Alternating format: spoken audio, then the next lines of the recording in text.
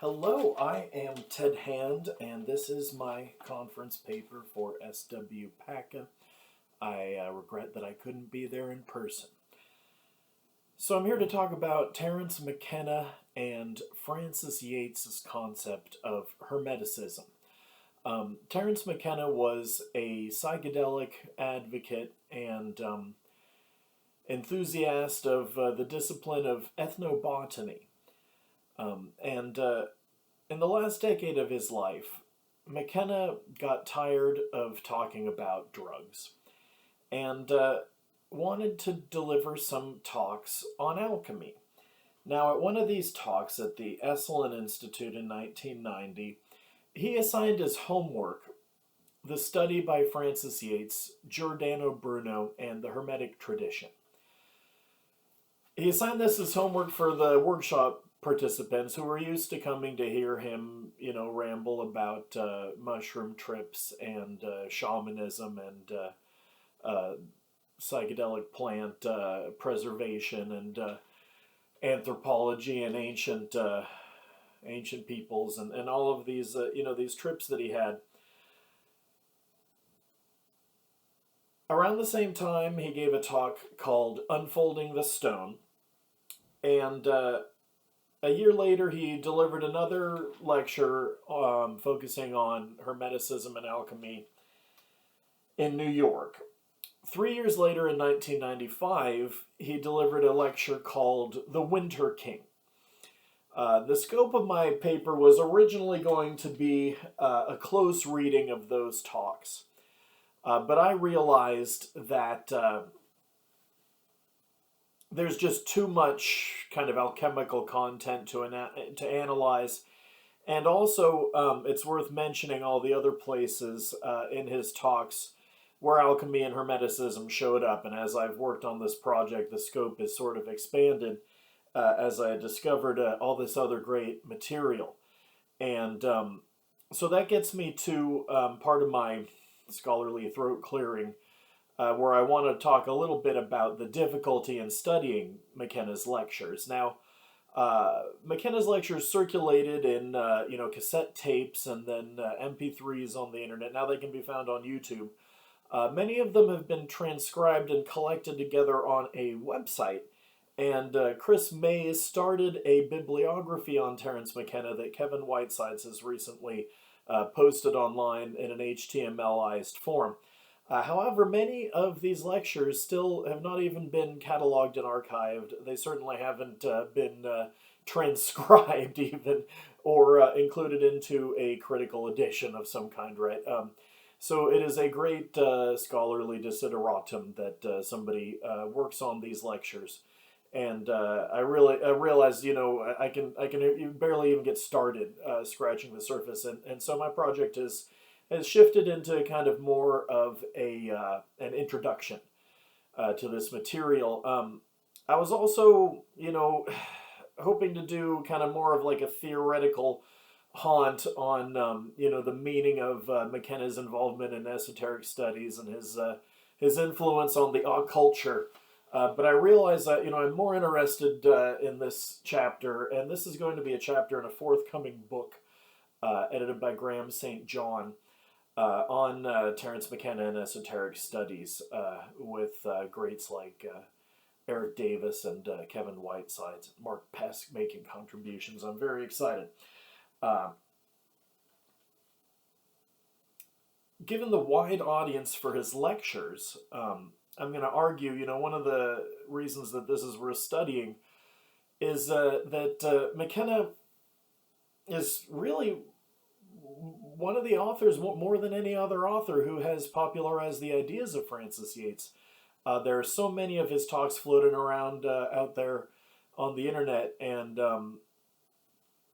he has done a lot to popularize alchemy and Hermeticism in these spheres, these psychedelic and occulture spaces, right? McKenna opens his discussion of Hermeticism in the Esalen lecture by boiling it down to two concepts: the divinity of man and the control of fate using magic. this definition becomes a repeated phrase, and he's a great crafter of slogans and one-liners, right? That he will sprinkle throughout his talks: a religion of the redemption of the world through magic. He contrasts this with the fallen state of Christianity, and how this idea of the lot of man being just hard toil, and it's a very kind of pessimistic and bleak view of human nature, and Protestant Calvinism and what that contributed to the kind of Western capitalistic outlook and worldview. He sees the alchemical worldview and alchemical thinking as being heretical for the same reasons that psychedelics are heretical and forbidden. And he really sees looking into researching alchemical texts and lore and history as sort of a corrective to the problems in Western scientific materialism that he really encapsulates as the Cartesian view. And we will see in the end he actually fantasizes about René Descartes murdering the alchemist Michael Meyer, something that he was writing a play about, because Descartes was part of an advancing army that moved in when Michael Meyer disappears from the historical record. So why am I talking about Francis Yates in my chapter about McKenna's lectures on Hermeticism and alchemy? First of all, he chose her book as homework, right? And it's not as if the lectures are all about the Francis Yates thesis. They're not all about her book. They're not like deep dives into her work. However, I will argue that his engagement with Yates sort of substantially impacted his views and his spiel, and he finds her period of Renaissance magic, this period between the 15th and 16th centuries, with thinkers like Marsilio Ficino and Pico della Mirandola, leading up to Giordano Bruno. He sees this period as there's one talk that's on YouTube as Terence McKenna on magic. He sees this period as this is the legacy of magic that he's interested in. And he says, people on the internet are always emailing me asking, what do I think about Aleister Crowley? And I think Aleister Crowley, much to their disappointment, is late and derivative and not plugged into the mainstream of magical thinking. So the Renaissance becomes a sort of favorite topic. The Renaissance magic period becomes a favorite topic for McKenna. But when he's talking about Hermeticism, he goes all the way back to Gnosticism in late antiquity, and he says, Hermeticism comes out of Gnosticism, and it's all sort of a big ball of wax with Gnosticism, the occult sciences, alchemy, right? It's all sort of a piece, right? Nowadays we have people like Wouter Hanegraaff, who wrote a critique of Francis Yates, saying, well, these Hermetic thinkers in the Renaissance, they weren't really Hermetic, and Hermeticism wasn't really about magic, and he wants to pull these things apart, right? But for McKenna, it's all sort of a ball of wax, right? It's all sort of under the umbrella of magical thinking, and we can really situate Terence McKenna in the Eranos school, where he discovered Carl Jung's book Psychology and Alchemy when he was 14. And he's really interested in Mircea Eliade's The Forge and the Crucible, where Eliade argued that shamanism and alchemy has its origins in shamanic sort of magical attitudes about metallurgy and the creativity. There's another talk where McKenna goes off on the concept of the artifacts and how there's a connection between creating melting metals and creating creating stuff. I think about how Lawrence Principi always says, what alchemists like to do? They make stuff. And so since McKenna is pitching psychedelic shamanism, right, alchemy, it's easy to see why alchemy would be so important to him if alchemy helps to explain what shamanism is. particularly the concepts from, and these don't really come from Hermeticism proper, but the Hellenistic background to Hermeticism in kind of Platonist thinking, Neoplatonist thinking about these concepts of the logos and the world soul. For McKenna, the logos becomes, when he's talking about, and, the logos is connected with like the intelligible world of the Neoplatonists, right? When McKenna is talking about a encounter he had with one of the mushroom entities, these others that he thinks he's talking to, the Gaian mind manifesting through the mushrooms, he says, well, the logos spoke to me. Right, and in his late talks where he's talking about the Gaian mind, he elaborates this theory, and he's drawn on Julian James's The Origin of Consciousness and the Breakdown of the Bicameral Mind, when he says that, there were these ancient cultures that were like nomadic, and they had orgies and shamanic rituals, but then when Africa dried up, right, the psychedelic plants were no longer available, and shamans who used to be able to contact the Gaian mind, and communicate with it, were no longer being able to communicate with it because they didn't have access through the psychedelic plants. And in McKenna's theory, this is when ego starts to become a sort of like a cancer on humans, and he relates it to Julian James's theory that, the voice of the gods used to be like a voice in our heads, but then, ego decides, well, I'm gonna own this voice, right? And McKenna says pretty explicitly that alchemy is about dissolving the ego. He says that science is a demonic enterprise. And this is an important concept where, I think he's really influenced by Yates's vision of science arising out of alchemy, and he also attributes this to Mircea Eliade, who said that all the goals of modern science are basically fulfillments of what McKenna calls the alchemical agenda. But the way that McKenna sees it, there's this Faustian pathological dimension to Hermeticism, and modern science is still doing the Faustian thing, right, where ego thinks that it can just possess and control, and I think of Francis Bacon's The Rape of Nature, nature on the rack, where we can just sort of take what we want from nature, and this leads to this attitude that is destroying the planet, right? And Terence McKenna is very concerned with the destruction of the planet, and blames kind of capitalism and patriarchy, and so he sees the alchemical vitalism, right? And like I was saying, these concepts of the logos and the world soul help to explain for him this psychedelic shamanism, where he says, look, nature, the planet, Gaia, it's all one thing. It has intentions, and it's communicating with us. So he says, there's this wonderful book by Mircea Eliade, The Forge and the Crucible, and this is one of the ways that he's introducing alchemy to his Esalen crowd. He goes on to, and I was saying, talking about Gnosticism and Hermeticism, right? Hermeticism comes out of Gnosticism. Another way that McKenna connects this to our current predicament, and he's bookending the Esalen lectures with this Grateful Dead lyric, and says, basically, we're going to need magic to save us from the predicament the world is in. Hans Jonas's book on Gnosticism, he cites this book, and he says, Hans Jonas says, basically, Gnosticism, if you take away all the woo, all the magic, Gnosticism seems a lot like existentialism.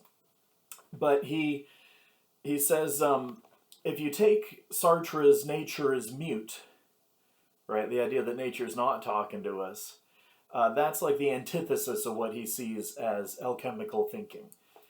He also cites the philosopher Henri Bergson as somebody who's trying to kind of revitalize the world soul, and his buddy Rupert Sheldrake, of course, is a big deal there.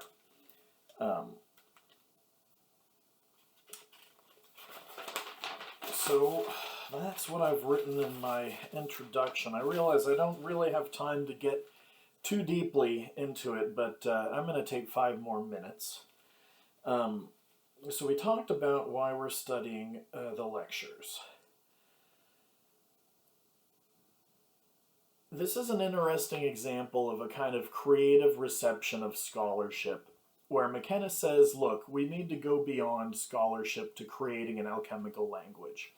And in the Esalen lecture, McKenna's really trying to make available the alchemical tradition for psychedelic society, and he sees Francis Yates's concept of the Rosicrucian Enlightenment as a model for psychedelic society, and he says, look, and this is developed in the New York and Winter King lectures into more of a theory of culture in the New York lecture, and then a theory of art in the Winter King lecture, where he's saying, the alchemists saw history as a prima materia to be worked on. There was this movement towards an alchemical utopia, which is his version of Francis Yates's book, The Rosicrucian Enlightenment, where they saw this fella, Frederick, right, was trying to do this alchemical conspiracy to take over Central Europe. And this has really been debunked in Brian Vickers' article, Francis Yates and the Writing of History, but McKenna just runs with it, and he says, look, Valentin Andre and Michael Meyer were the lieutenants of this conspiracy, that it was all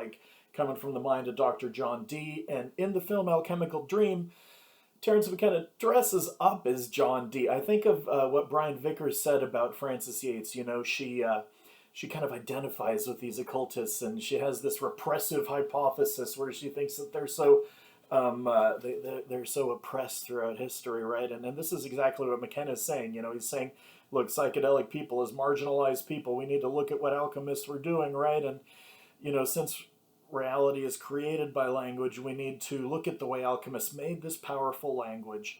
They use these powerful symbols to, get into the heads of people. And then he goes on a trip about how the art of memory is sort of like modern advertising, where in the art of memory, you memorize the palace, and then each room of the palace you put a bizarre image, and the outlandishness or jarringness of the image is what helps you remember it. Just like advertising, modern advertising jingles, they'll have something surrealistic about them, and it kind of sticks in our memory, right? So he says, the future is going to be very magical. These modern magical practitioners are on Madison Avenue. Really running out of time here, so I'm just trying to figure out what are the last couple things we're going to say. So we talked about science, a demonic enterprise. There's this beautiful story McKenna tells about how when he was a kid, he would bug his grandpa for the batteries from his hearing aid, and he would play around with the mercury. And he said, when I was a child playing with mercury, I was operating as an alchemist. I had not yet imbibed the ontological categories of modern science. I was looking at mercury and wonder. So I'm going to talk a little bit about Newman and Principi.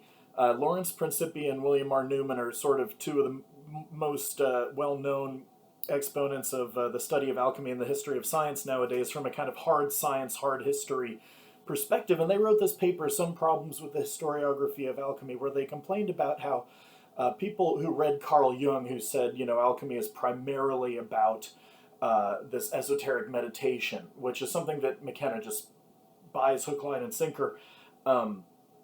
This led to historians getting the idea that there wasn't any real chemistry in alchemy, and McKenna will say, oh yeah, there was a core of true adepts who understood what it was really about, but it was the puffers who were trying to turn lead into gold. Interestingly, though, this example of the child playing with mercury and other examples that I can cite, but I don't have time in the minute I have remaining, show that McKenna saw alchemy as teaching values of scientific inquiry, and so he says, if you want to grow your own mushrooms, that's an act of alchemical dedication. It teaches attention, it teaches cleanliness, attention to detail, right? And if you're not ready to eat psychedelics, well, if you learn to grow them, this kind of becoming an alchemist, all of the values that one has to learn in order to grow mushrooms being the values of an alchemist, right? He sees alchemical thinking as having to do with a kind of wonder, but it's still involved with matter. It just helps us to get over scientific, rationalist, constipated reason. I'm going to go a little bit over my time since this is a YouTube video. because I want to talk about what happens in the New York and Winter King lectures a little bit more. So, hope you'll indulge me and stick around. He connects the Philosopher's Stone to his idea of the externalization of the soul. You know, there's something in Frances Yates where she talks about this transition from interior-facing alchemists who are concerned with their internal state, and McKenna talks about how like the state of the artifacts is important. But then modern science is looking outward, right? There's this inward-outward thing. McKenna talks about the Hermetic concept of the microcosm and the macrocosm, and he actually thinks that the idea of Jungian projection, the idea that the alchemists were getting into some kind of a hypnosis, like a self-hypnosis, projecting their minds onto the laboratory. This is really connected with a trip that McKenna has about the exteriorization of the soul. You know, he wants to get the inner contents on the outside projected somehow, and he thinks that psychedelics are wonderful for this, but he also sees alchemy as this technique that we can kind of learn a lot from. The Philosopher's Stone he also recommends as just sort of an exercise, like for the imagination, like for the training of the imagination for psychedelic purposes. Just try visualizing the Philosopher's Stone. Another important thing is that he connects it to the computer, because he says, you know, for the alchemist, the Philosopher's Stone could be anything. If you need something to eat, you could eat it. You know, if you need somebody to talk to, you could talk to them. And he says the modern computer is the Philosopher's Stone of our time. He also connects it with the UFO later.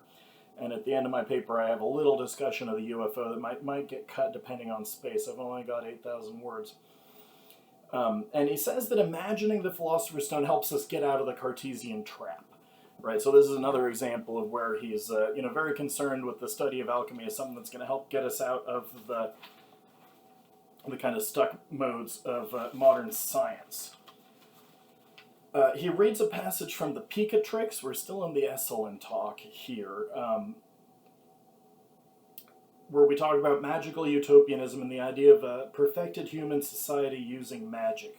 The city of Hermes Trismegistus and the Picatrix is organized in such a way, you know, that you're magically protected. And these engraved images that he ordered in such a manner that by their virtue the inhabitants were made virtue, that means he was able to deflect the energies of cosmic fate. Right, so this idea of a society perfected by magic, right, he thinks that alchemists in the Renaissance were starting to actually put this into practice with the Rosicrucian Enlightenment, right? And I think about how Robert Anton Wilson was so concerned with the idea that, you know, the Freemasons kind of like orchestrated the French Revolution, right, and dramatizes that in his historical Illuminatus trilogy. You know, and historians like Margaret Jacob, right, argue that the Freemasons had something to do with this kind of like pageantry of practicing the democratic forms. Anyway, so McKenna has this whole theory of history that's really interesting, and all of these ideas about Renaissance magic that come from Yates, like the idea of the change of the status of the magician in the Renaissance, from the kind of like dirty grimoire ritual magic to the high intellectual magic of Marsilio Ficino and Pico della Mirandola. So here's the thing. Now, when we get into the New York lecture, we get more into his theory of history. Human history is the story of the descent of spirit into matter, or the ascent of matter into the domain of spirit, and the speeding up quality of it is what we bring to it. History is the catalyst of nature. In the Winter King lecture, he says history is this distillery of complexity, and this is a place where he's injecting his own ideas in. This metaphor casts us in the role of elemental tykes, and the tykes is a word that he uses for his DMT elves, the entities that he encounters when he's tripping on DMT. The idea is that history itself is an invoking and a moving toward a fusion with this alchemical mystery, which is then a coincidentia oppositorum. The words used to describe the alchemical goal can be used to describe the historical goal. The historical goal is then legitimately describable as coincidentia oppositorium. So, you know, he really sees alchemy is helping to explain his weird theory of history, and history is the shockwave of eschatology. It's this weird kind of teleological thing, this millenarian thing, which has been analyzed by Wouter Hanegraaff. So let's talk about the New York lecture, which I promised I was going to go over time. So we have, a development of his theory of culture.